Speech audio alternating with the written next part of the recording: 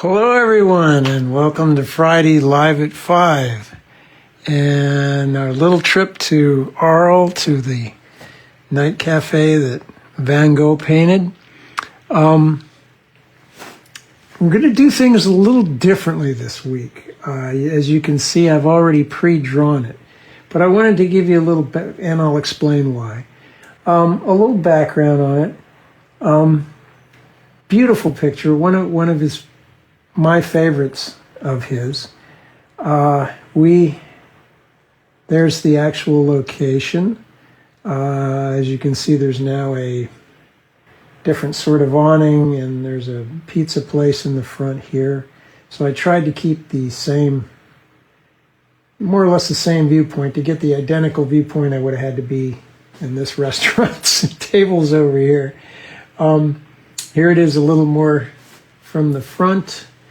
And we had a wonderful lunch there in the area across that the restaurant serves in the shady park over here. They had tents and stuff. But the interior of this is what was used for this, the night cafe. There's another view in front. I think that's a suitable painting in and of itself. But what attracted Van Gogh to this? Hi, Charles. And what attracted me to this? And what attracts me to the painting?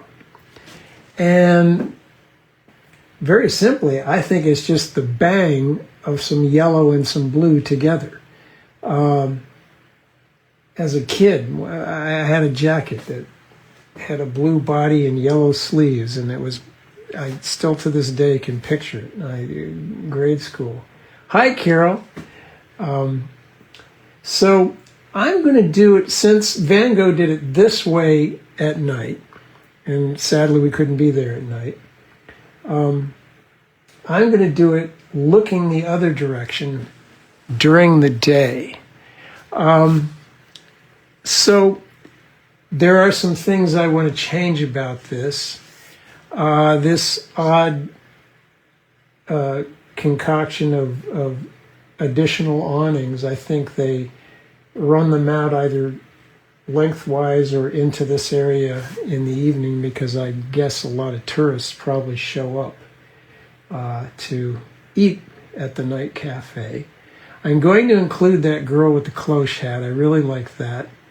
I like the light, and I love this yellow, and I want to put a lot of blue into these shadows and have a blue to yellow kind of thing. So the reason I've pre-drawn it, you've heard me talk about how to do the perspective on other occasions, and we will do it in the future. But I wanted to try and communicate some of the things that maybe necessarily I don't mention, but are nonetheless very important. I'm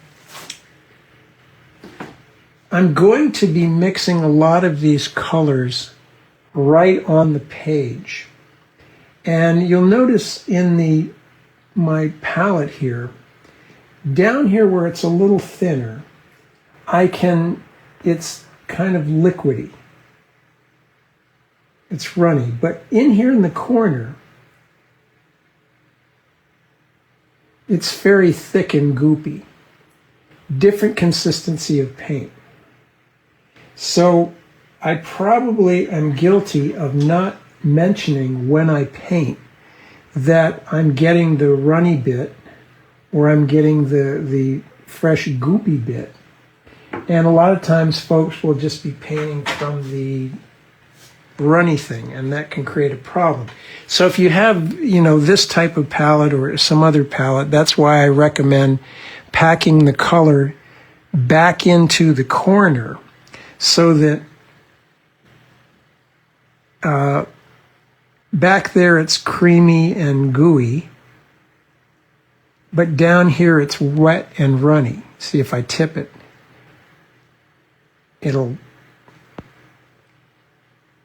perhaps you can see that run, I hope. Anyhow, I think that's an important thing, especially with the way I want to paint this, because it'll look like rather brutal, because I'm going to be whooping in there with a lot of yellow and yellow-orange and some other colors, and then I'm going to put the blue in here, and I'm going to put another color down here, and they're going to kind of bleed together. But that's okay, because I'm going to be able to use these other things, these harder shadows and distinct shapes and things to create the sense of sunlight. Whereas if I were to paint each of these areas very distinctly and separately, for one thing, in watercolor, if you try to paint one color up against another color, one wet and the other dry, it's very hard to get an exact junction without a little white gap in between, which then makes it stick forward, and you may not want that. Or it's also very hard not to overlap the other color a little bit, which makes the junction dark, and then again, the same thing happens. It jumps forward. So for this one, I've actually put a couple extra yellows on the palette, because this very neutral ochre Naples, so I've got a Naples yellow here. It's the stone in that part of the world is quite something.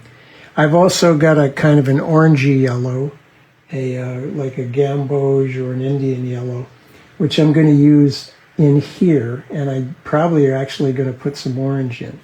I'm also simplifying that awning to make it a more conventional sort of awning, because I don't think, unless you were doing a very large painting, I'm not even sure what it was I was looking at here, so the viewer would be in the same boat. So yellow being a color that gets dirty very easily, I'm going to be putting that in early, and so it stays clean. So I'm going to get my lemony yellow, put a little bit of the orangey yellow in it, and I'm going to, now over here, I need to get more orangey. So I'm going to be mixing the orangey yellow right on top. Maybe even put a little bit of orange underneath. And we'll see. It's going to look like a holy mess for quite a while. I'm going to take that down into here, because all of this is going to get painted, particularly some orange in there. All of this is going to get painted other colors, so I can, well, let's just go ahead and do it. Let's get some yellow ochre and a little bit of burnt sienna and a lot of water. Hi, Lisa. And we're going to go into that area. I don't mind getting into this area down here. I'm going to put a little bit of lavender in that to dirty it up. It's going to turn it green, isn't it? Which means we need some red. So I'm mixing on the fly. Just want to keep her dress white. And now I'm going to get into the Naples and yellow ochre mix, which is going to have to happen up here. Hi, Carlene. I'm just going to let that mingle with the brighter yellow down here. A duller, more ochre, paler mix over here, and even there.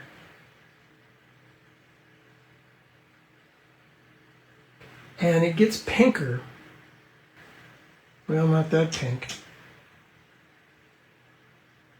Over here.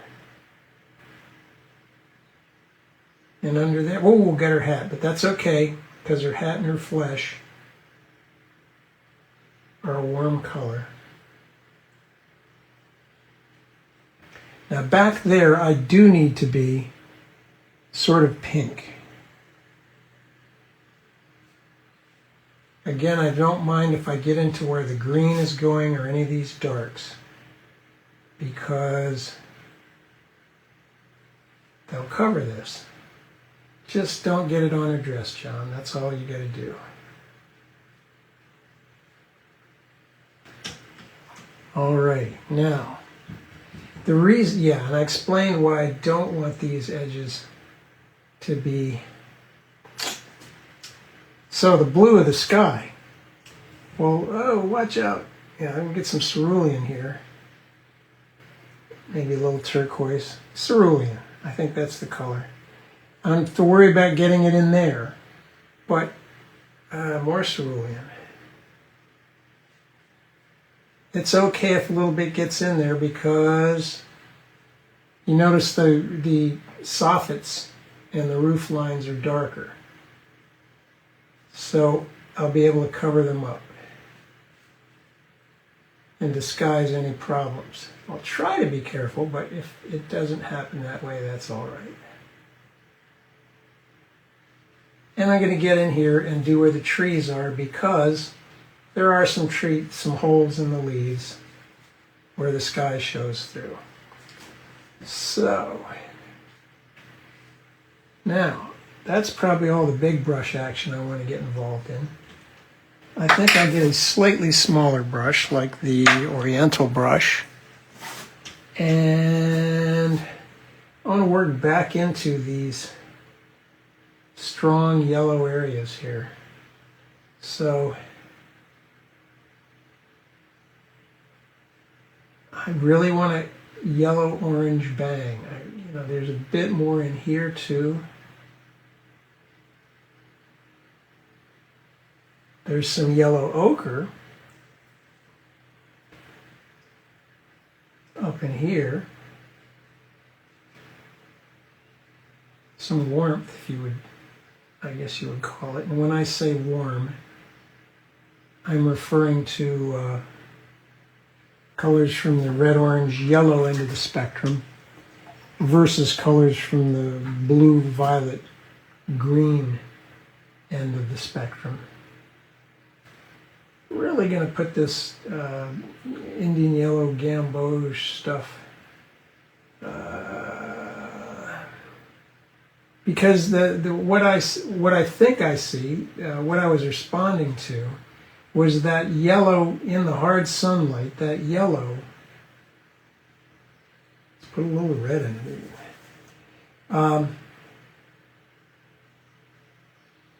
it. It cast a sort of orangey yellowish glow everywhere. So again, this is really, really, really going to be a tie-dye mess. They had flowers underneath all this.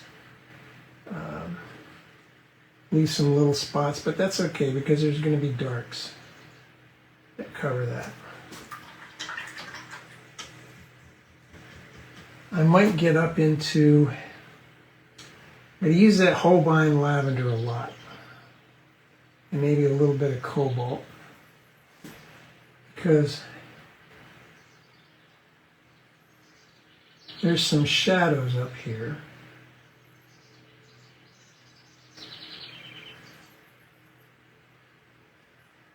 Again, I don't mind if it gets into that area there. These are probably not as dark as I actually need, so I'm going to put a little bit of ultramarine in that. So the surface is wet when I'm doing this, right? And every color I put in here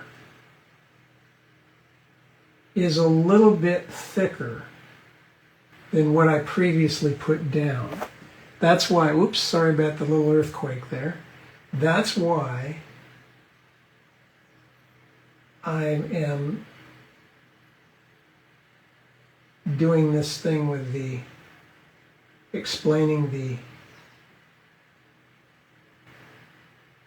where I'm sticking the brush into the palette, which I may not always do, and I think it's something that's valuable for you to know.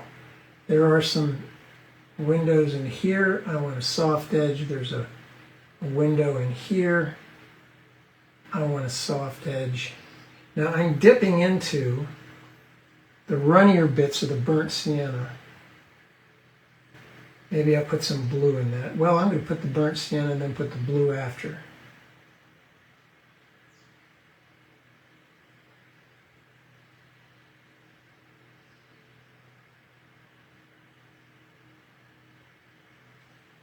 I'm going to come in with some,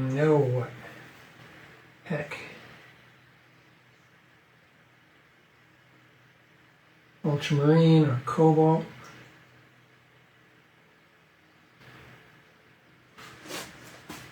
And with luck,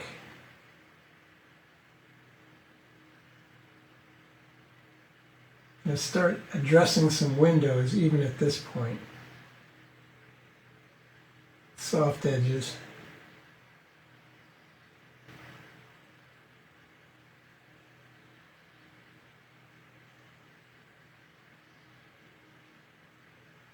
The surface is wet. What I'm putting in now is a little bit thicker than what's there. This one actually may even be dry. So I'm sticking sienna into wet blue, ultramarine. There should be some, need a little something there. We're going to get in here now.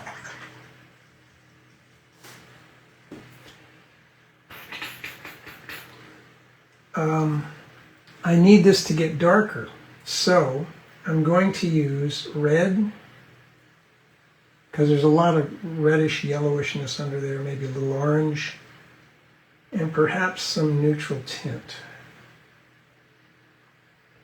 So I'm going to work up. See, that's kind of a warmish color. It actually looks like burnt sienna, doesn't it? So let's put more neutral tint into that and more red. Thick paint. See, that's not moving too fast, but this area is dark.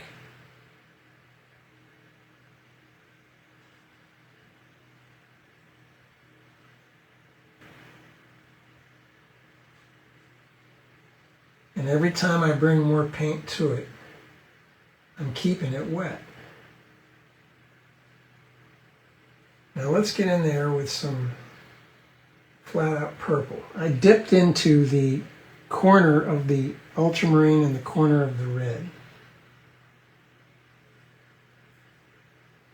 So this is creamy paint.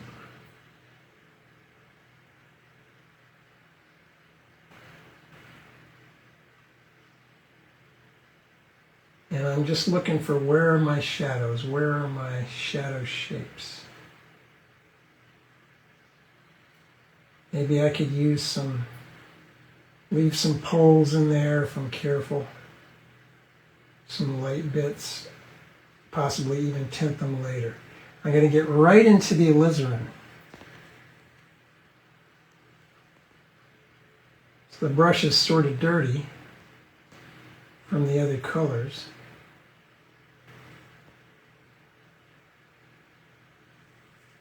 I'm going to rinse it and blot it. I don't want to bring water to this mess. I want to bring creamy paint.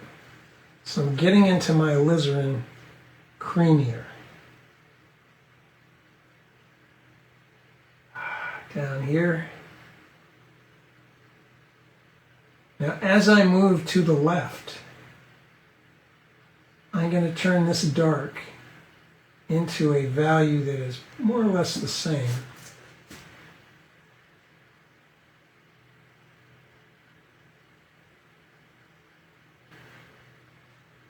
But I'm going to get bluer.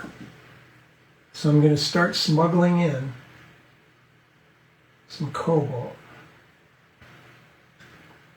I'm looking for my stopping points. Where can I stop? Well, I have narrow areas in here. I have to be careful not to mess mess up her little cute cloche hat.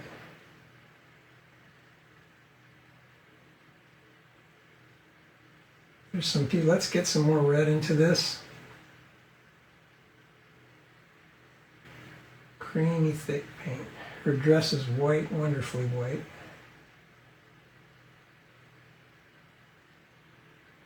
Diner. Person dining. Alrighty, more blue, more blue. Let's put some cerulean in that. As well, let's put a little red in that. I kind of need to go quite blue over there. Maybe I'm too blue too soon. I got these awnings from these other restaurants. So it's amazing how similar oh, well, I'll recover her hat another way. How similar the area still is to the end of the street the other way. In Van Gogh's painting, there's a horse and driver coming through some sort of arched doorway area. And that arched doorway is still there, although a lot of stuff is gone because Arles did get bombed during World War II. Rather significantly. They lost nearly a third of their housing to bombing. And the house that Van Gogh and Gauguin lived in was damaged. So getting my ultramarine and some just dark stuff. I'm going to go in here. I've got some diners. The umbrellas. I'll tell you, that restaurant, they had really nice food. I had the salad Camargue, which was a dollop of the rice that they grow in that area. They flood the Rhone into places and they make rice patties. So it's a local ingredient, and an anchovies and just lovely local stuff that it's delicious. And anytime I can get my hands on an anchovy, I'm there.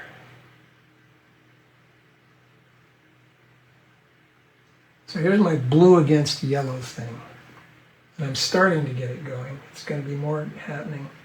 And I think I'm going to leave a little bit of light sneaking through from, say, between these buildings up here.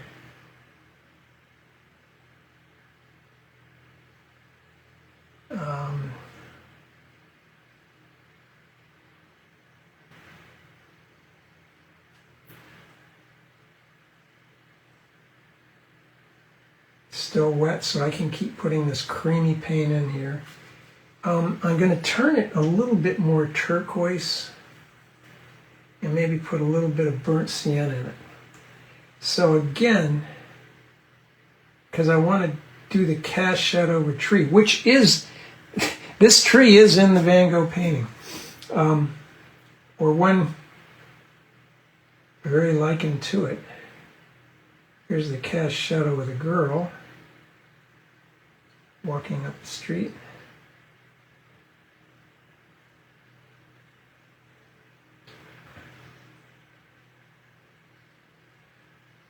I'm not going to include this sort of Pac-Man shaped shadow. I think it's distracting and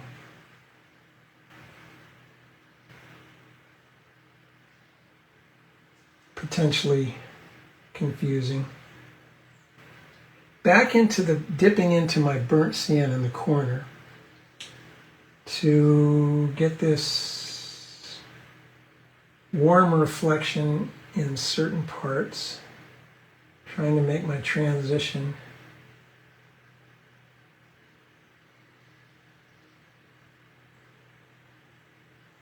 There are some very dark areas underneath there, but that's what's going to make this look very bright and sunny. So this is the boardwalk type curb that was there.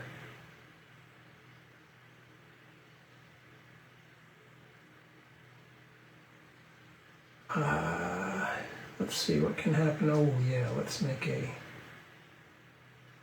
little lamp or something in there. That will have to be tinted darker. I'm going to put in this bike rack. My friend Shelley in Quincy gave me a porcupine quill to use for scraping out lights. So I'm going to try to make a, yeah, there we go. Maybe I can make something in here too. Yeah, what fun. Thank you, Shelley. Okay, now, I think the place to go next, trying to get the look of the dappled light of the tree, and now we're going to do the tree. So, hopefully, well, let's see, while this is wet, I'm going to get blue, because this is a yellow against blue thing. This is Prussian. And I dipped into the corner of the Prussian.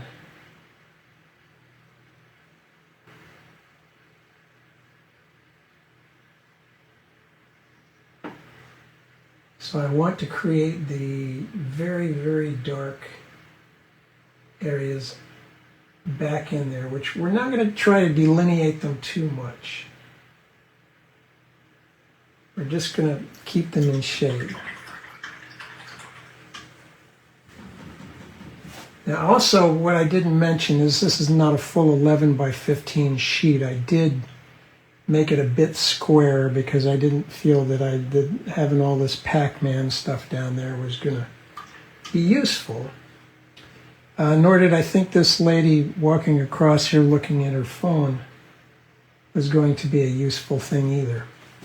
So now I need a very, very dark yellow-green. So I'm going to get this Indian yellow, stick it right in there, get some neutral tint, maybe more of this Indian yellow. And I'm going to do the brighter bits of the tree. There's some parts are bright, some parts are and more yellowish, and some parts are to actually get some yellow, mix it on the page. Wipe that off. It's all about blue and yellow today.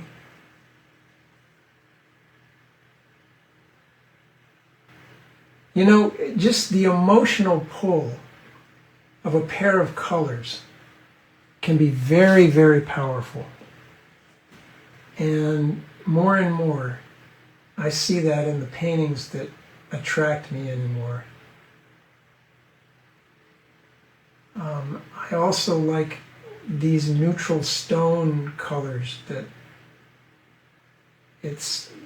I think you could blindfold a person and you could take them to Italy and they would know it's Italy if you took the blindfold off after you got there and just showed them a street with some trees. Now let's go for just the basic yellow-green here. And then I'm going to go back in with some very stiff, dark. So I'm getting in the corner here of that neutral tint. And this other stuff, maybe even some Prussian. I need dark blue-green. And see, this paint is creamier and less runny than the paint that I just put in. So when I stick it on there, the edge is going to soften but it's going to maintain, and I talk about that in other paintings, but it's going to maintain its particular shape character. Better than if I put runny paint into runny paint, which is something that a lot of people takes them a long time to catch on to. It did me. And I wonder, why is this, oh, yucky? It's because, let's get some green and red together. Stick in the corner of my alizarin, stick in the corner of my neutral tint, some super darks in there to balance these super darks. As the brush runs out of paint, dancing the tip, I'm going to get the shadier bits. And here I'm going to go back into my blues because I want to transition into my blue zone. Blue and yellow. I've always loved that combination.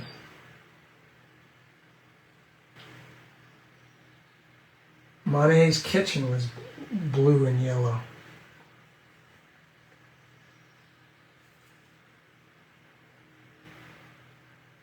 So these painter guys, they know their colors. They're not as crazy as we make them out to be.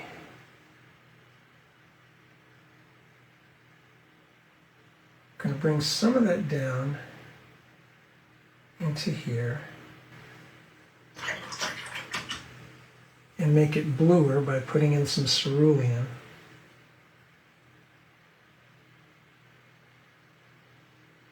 Try to suggest some people and tables and stuff over here. This is a, hope we can turn it into a waiter.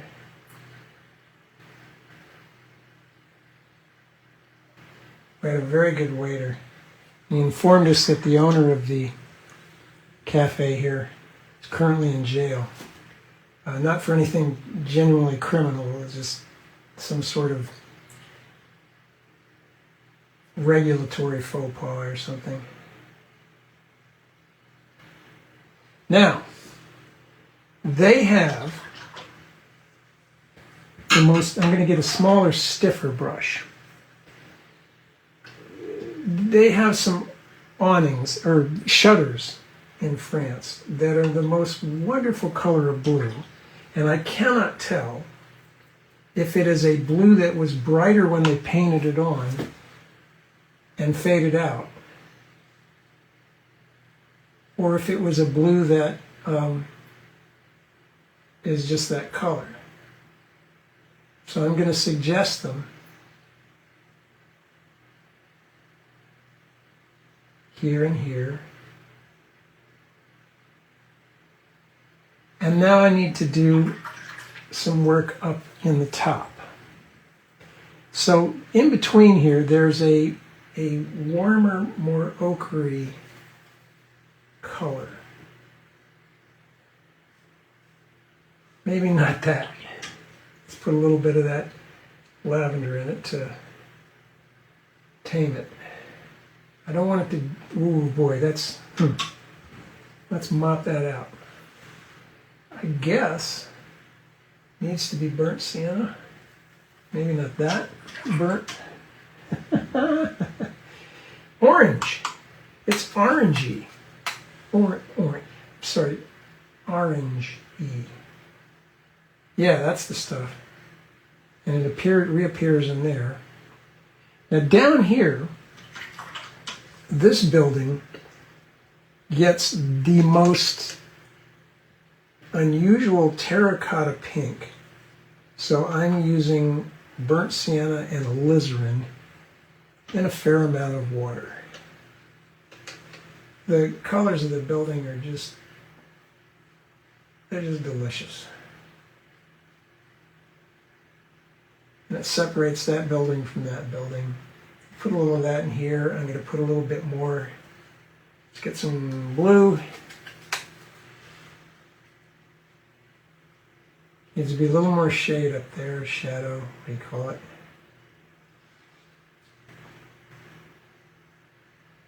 Hey, what am I doing? What am I doing? Okay, now that building back there has a kind of a Naples yellow with some sienna in it.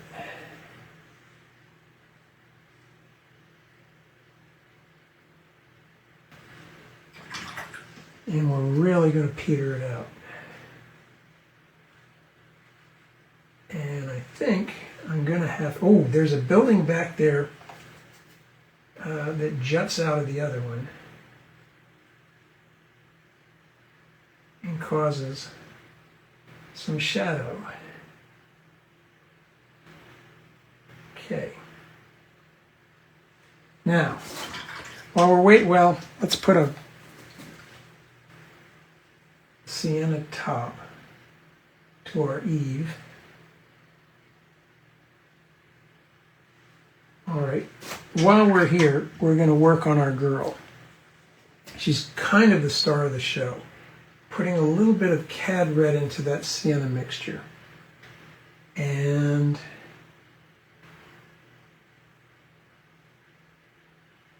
it may look dark.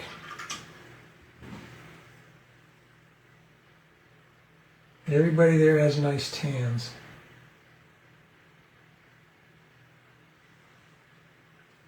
So, as that sets up, I'm going to take some of this Naples yellow. Creamy, sticking right in it. See the goop on the end of the brush there?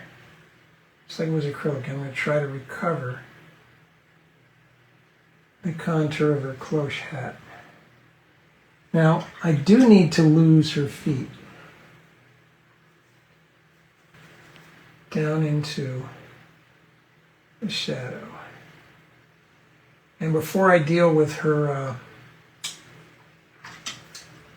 the darker bits on her flesh and the bits on the dress, I'm going to do a little more work up in the windows and such. So it's a blue like cobalt or ultramarine. Well, thank you, Carol. And I will get with you a little bit later about when I'm coming down to deliver my paintings for the Guild show. Now, where else do I want it dark? Maybe in here. Perhaps in there.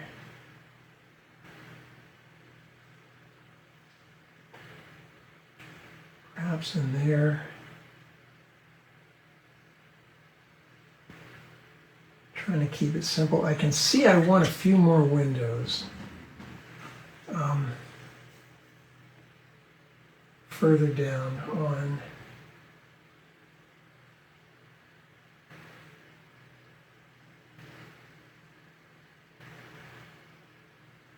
these buildings.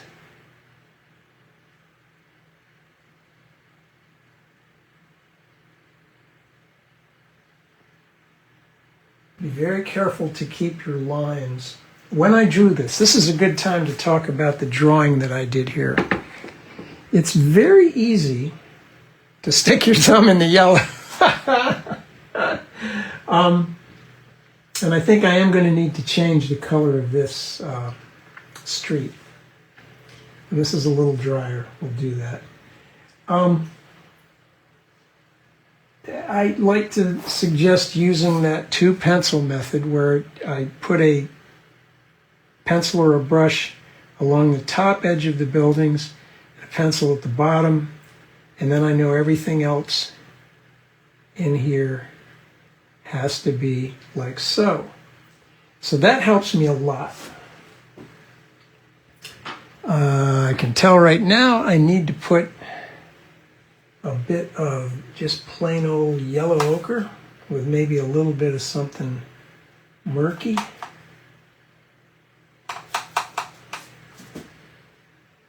Underneath here. Oh, more murk, more murk. Orange and maybe a little cyan or neutral tint.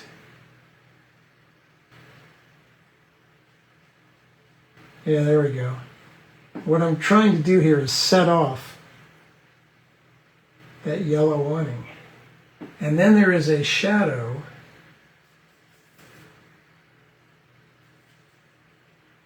up here.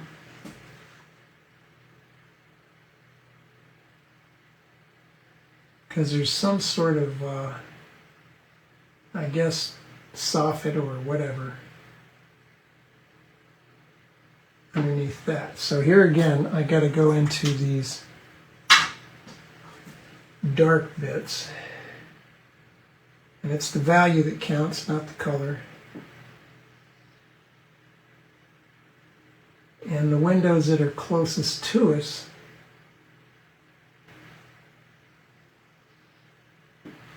that's where we're doing something. So, where else to? Well, I do need to put a little bit of that ironwork. So we're gonna have to hit this with the hairdryer, which means I will mute this and then we'll be pretty close to done.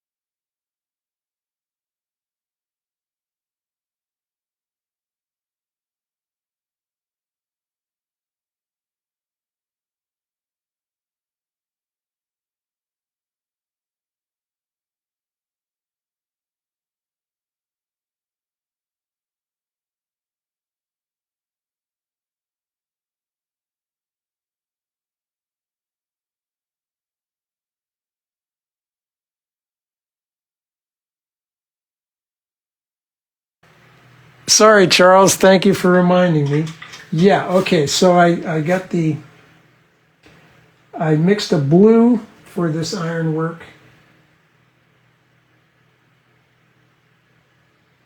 Because I want to have blues against yellows. Where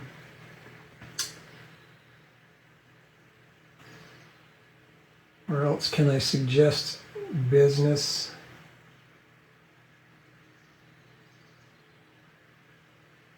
Things like that. I want to be careful at this stage. I don't want to overdo it.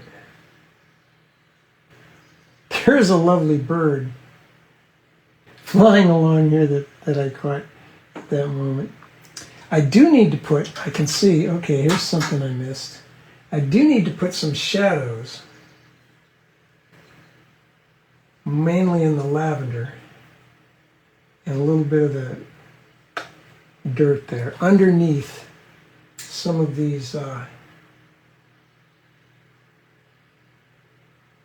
sills.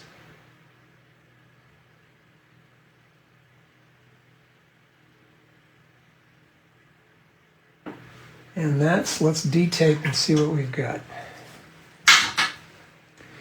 So,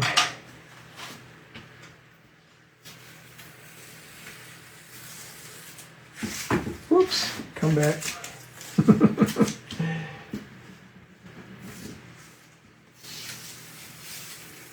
There are so many beautiful things in this city in Arles. There's an amazing Colosseum, which was partially bombed during a Roman Colosseum, which was partially bombed during World War II, and areas underneath it, a church where they hid. Oh my goodness, what a place. We're going to be doing some views from the top of the Colosseum looking out towards the Rhone in weeks going forward. So I think this is dry enough that I can erase the lines in there. I'm going to leave her dress totally white and think about whether I want to put any wrinkles or anything like that in it. But there it is, the night cafe that Van Gogh painted. There's the night version. I got a little bit of orange down here in the bottom. Yeah, it's there still. There it is. You can see the light, the reflected light here. Of course, that is nighttime. And here is the arched doorway that this horse and carriage are coming through. Thank you to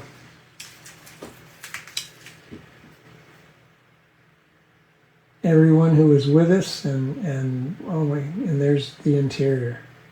I wonder if I could do something like that. That would be fun. But anyway, I hope you all enjoyed that.